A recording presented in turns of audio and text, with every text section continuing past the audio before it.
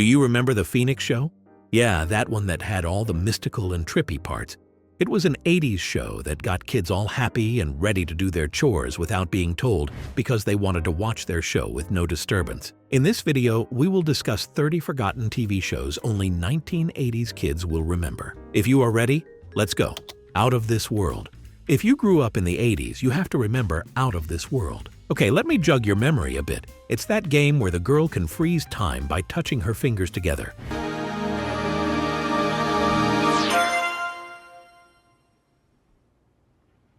Yeah, that one. Evie Garland was half human, half alien, and her dad communicated from space through a little glass cube. The sad part is that it never got the love it deserved, but for kids back then, it was a total must-watch after school. And who could forget that theme song? Would you like to swing on a star? I bet it's playing in your head right now.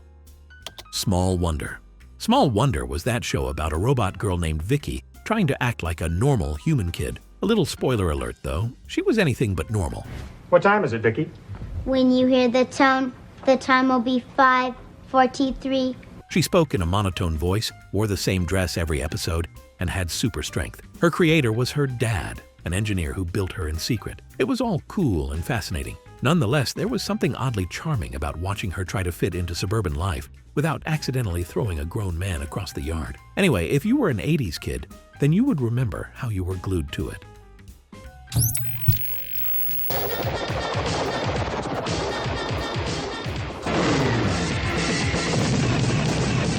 Misfits of Science.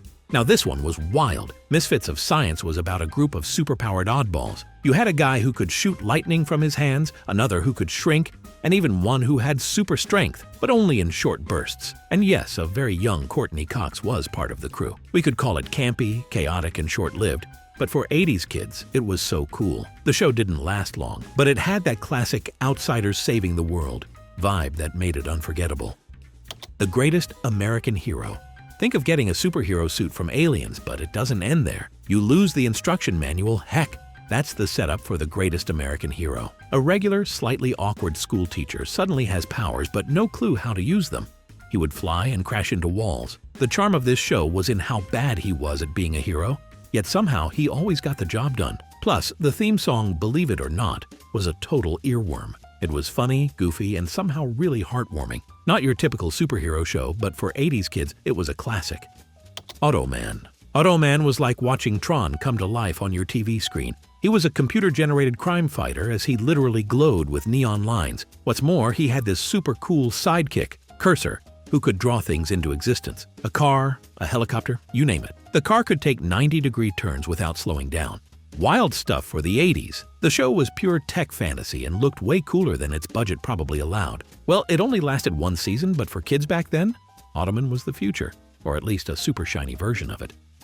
Manimal. Manimal was a real show that was about a man who could turn into animals to solve crimes. Panthers, hawks, snakes, anything you could think of. Dr. Jonathan Chase had this mysterious power and used it to fight bad guys. The transformations were super dramatic and long, but as a kid, it was epic. One minute he's a suave guy in a suit.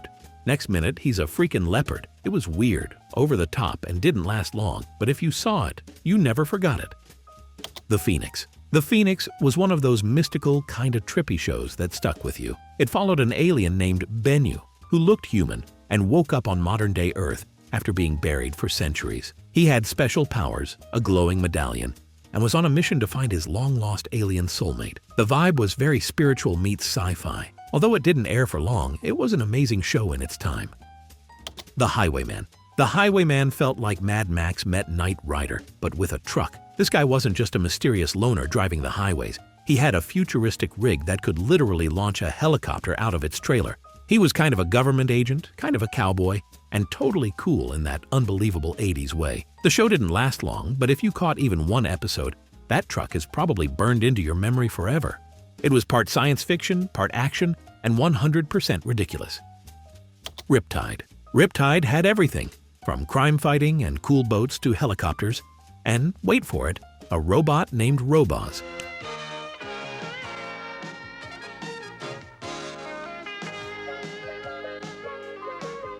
Two ex-army detectives teamed up with their geeky tech friend to solve crimes from a boat. Classic 80s setup, right? It wasn't exactly deep, but it was stylish and action-packed. There were shootouts, high-speed chases, and a lot of sarcastic one-liners. And let's be real, the robot might have been clunky, but it was definitely the show stealer. Riptide didn't try to be too serious, which made it even more fun to watch. Hardcastle and McCormick. This one had such an odd couple vibe. Hardcastle and McCormick teamed up a grumpy retired judge with a young, hot-headed ex-race car driver who also happened to be a former car thief. Together, they went after criminals who slipped through the legal system. It was kind of like The Odd Couple, but with fast cars and action scenes. The real star, though, that sweet red Coyote X sports car. You watched for the banter, but you stayed for the chase scenes. Totally underrated, but pure 80s cool.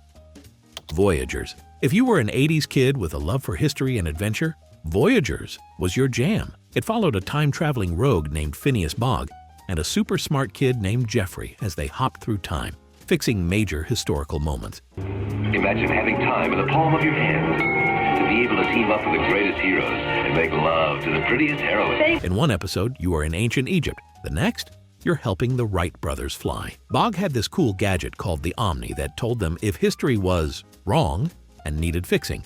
It was part history lesson, part wild adventure, and all kinds of fun. And hey, who didn't want to time travel after watching that? Tales of the Gold Monkey. Before Indiana Jones became the blueprint for adventure, Tales of the Gold Monkey was giving kids pure swashbuckling fun. Set in the 1930s South Pacific, the show followed a dashing pilot named Jake Cutter, his dog with an eye patch, and his trusty seaplane.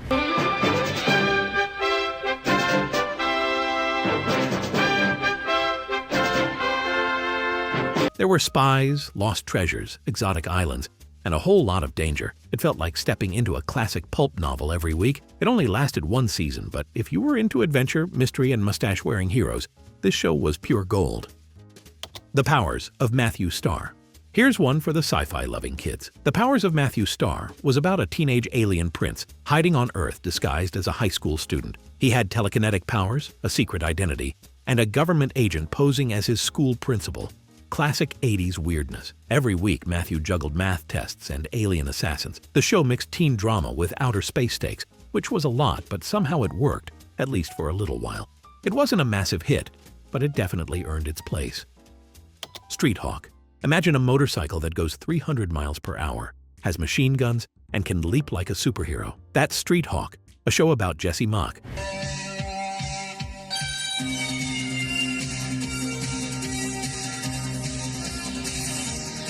A former motorcycle cop who becomes a secret vigilante, riding the world's most high-tech bike. He works for a government program fighting crime at night while pretending to be a mild-mannered public relations officer by day. It was like Knight Rider's cooler cousin on two wheels. The synth-heavy intro theme alone was enough to make your inner child scream, "Awesome!" It was fast, flashy, and totally worth every minute. Sadly, it only got one season, but Street Hawk zoomed straight into cult classic status. Blue Thunder. Based on the hit movie, Blue Thunder brought a futuristic police helicopter to TV. This wasn't your regular cop chopper. It had advanced weapons and surveillance tech and could silently hover over criminals like a high-tech hawk. The show followed a team of elite officers flying this beast around Los Angeles, taking on everything from terrorists to high-speed chases. It was gritty, loud, and full of explosions. Basically everything 80s kids dreamed of. Sure, the budget couldn't always keep up with the ambition, but watching that heavily armed helicopter swoop in to save the day was just cool. If you liked big machines and bigger action, Blue Thunder was your go-to show. The Master. What happens when you mix an aging American ninja with a hot-headed young student and put them in a van? You get The Master, one of the strangest and most unforgettable 80s shows. Lee Van Cleef played the title character, a retired ninja master searching for his long-lost daughter. Along the way, he trained a young guy named Max, and together they traveled across America, using ninja skills to help people and beat the bad guys. Think the A-Team meets Kung Fu, with a heavy dose of headbands and slow-mo kicks. The ninja action was cheesy, but so entertaining. The New Adventures of Beans Baxter. This one was pure teen spy comedy gold. Beans Baxter was a regular high school kid. Well, until his dad, a mailman, gets kidnapped and turns out to be a top-secret government agent. Naturally, Beans is recruited to take his place. Mailman. Family? Wife, 2 kids. They don't know a thing. He's got to be taken alive, but it must appear that he's dead. Because that's how spy agencies work, right? The show blended humor with secret missions, gadgets, and underground lairs. It didn't take itself too seriously, which made it fun and kind of wacky in a Saturday morning cartoon way. Created by savage Steve Holland, the genius behind Better Off Dead, it had that quirky 80s energy all over it. Not many people talk about it today, but if you watched it, you knew you were part of something delightfully weird. Sledge-Hammer. Sledge-Hammer was a wild parody of cop shows, especially Dirty Harry. Sledge was a totally unhinged detective who loved violence, his .44 Magnum, and talking to his gun like it was a person. We got vermin on the roof, but I got an idea. Who are you talking to? Nobody. The guy had zero chills and even less concern for public safety, but somehow always got the job done. Well, usually by blowing something up. The show was extreme. It practically winked at the audience every minute. It knew it was ridiculous and leaned all the way in. It even ended its first season with Sledge accidentally nuking the city. Yeah, that happened. It was one of those shows that left you thinking, what did I just watch? Matt Houston. Matt Houston was what happened when you took a wealthy Texas oil tycoon, gave him a private jet, a helicopter, and a yacht, and made him a part-time private investigator.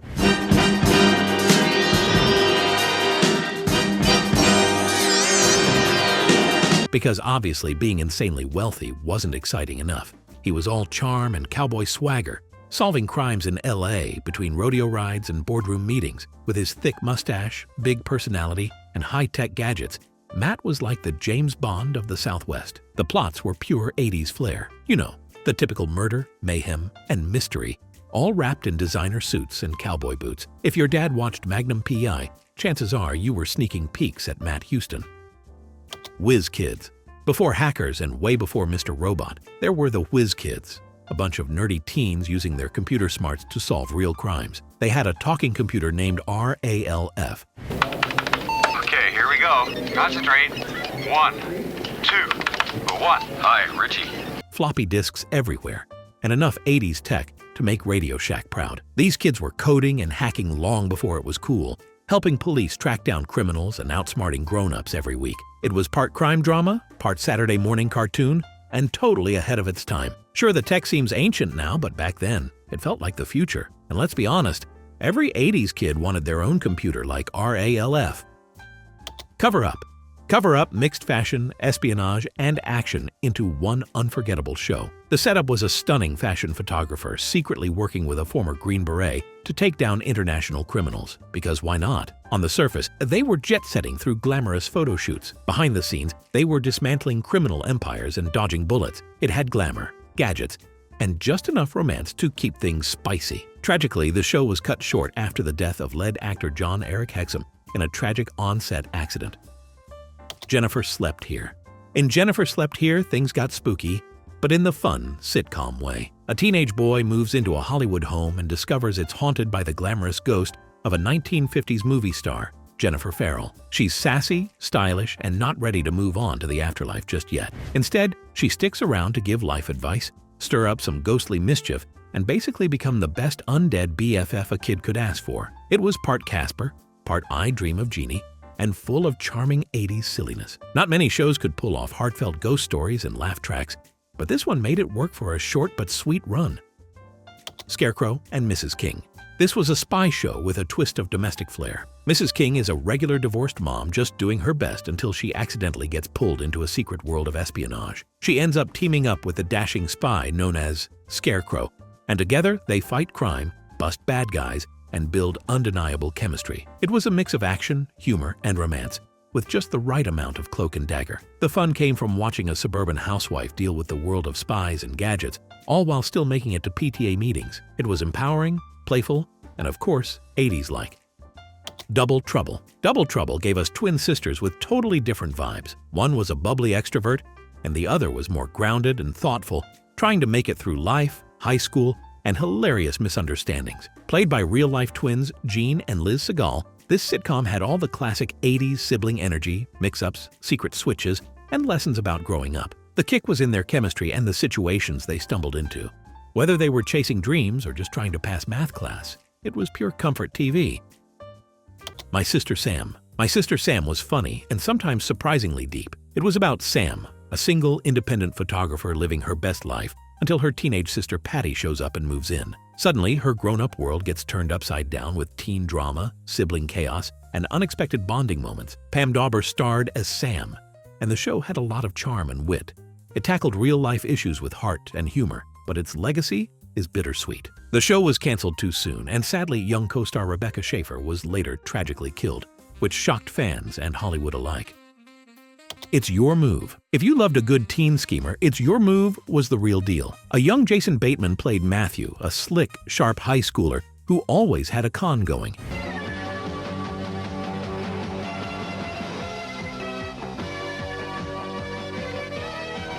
Whether it was scamming his teachers, manipulating adults, or running mini blackmail ops, Matthew was basically Ferris Bueller's more mischievous cousin. The real fun started when his mom started dating a nosy neighbor who actually matched Matthew's wit, and their sneaky back and forth became the show's main rivalry. It only lasted one season, but it was sharp, clever, and gave us an early peek at Bateman's signature smirk.